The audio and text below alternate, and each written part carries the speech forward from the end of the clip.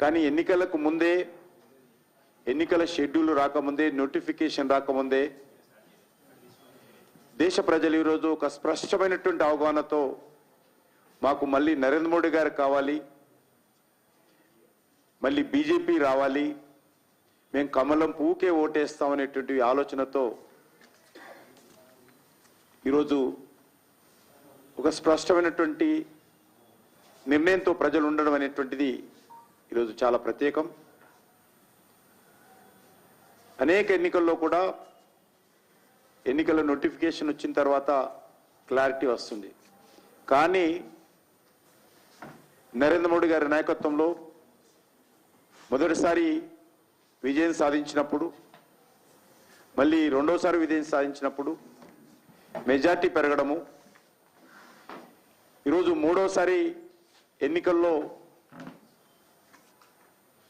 మరింతగా ఆదరణతో ఈ యొక్క లోక్సభ ఎన్నికల్లో మరి వాతావరణము కనిపించడం ఏతున్నదో ఒక సానుకూలమైనటువంటి పరిస్థితి. ఇందులో ప్రత్యేకంగా తెలంగాణలో కూడా భారతీయ జనతా పార్టీ అన్ని స్థానాలకు పోటీ చేయబోతా ఉన్నాం. కేంద్రంలో ఏర్పడబోయేటువంటి నరేంద్ర మోడీ గారి ప్రభుత్వంలో తెలంగాణ ప్రజలందరూ కూడా పూర్తిగా భాగస్వాములు ఉండే విధంగా, తెలంగాణ ప్రజల యొక్క మద్దతు కూడగట్టడం కోసం, తెలంగాణ ప్రజల యొక్క ఆశీస్సులు తీసుకోవడం కోసము రాష్ట్ర శాఖ 5 యాత్రలు తెలంగాణలో నిర్వహించాలని,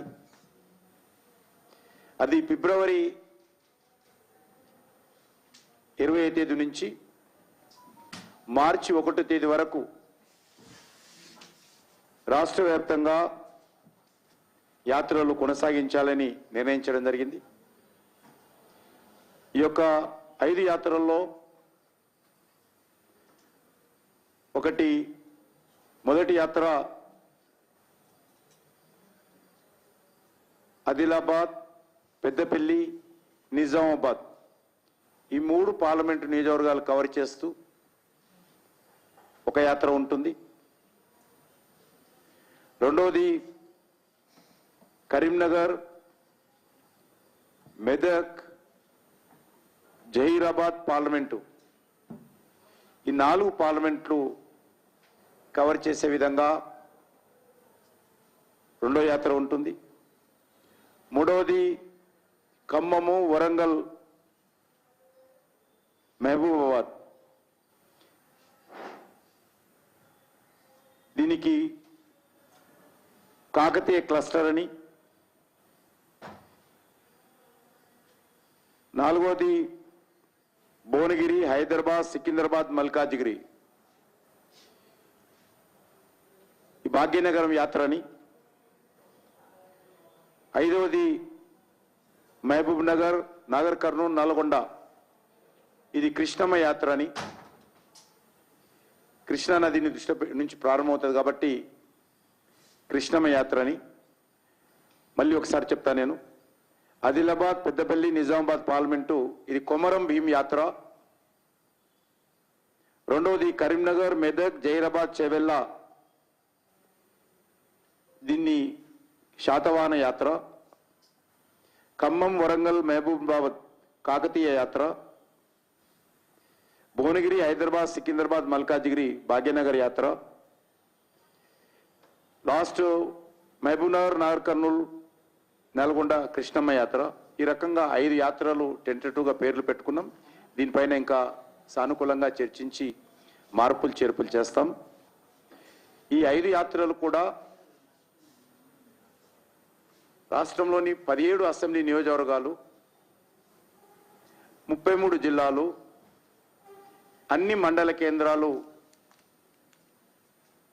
మరి కలిసే విధంగా యాత్ర రూపకల్పన చేయడం జరిగింది. యాత్రలో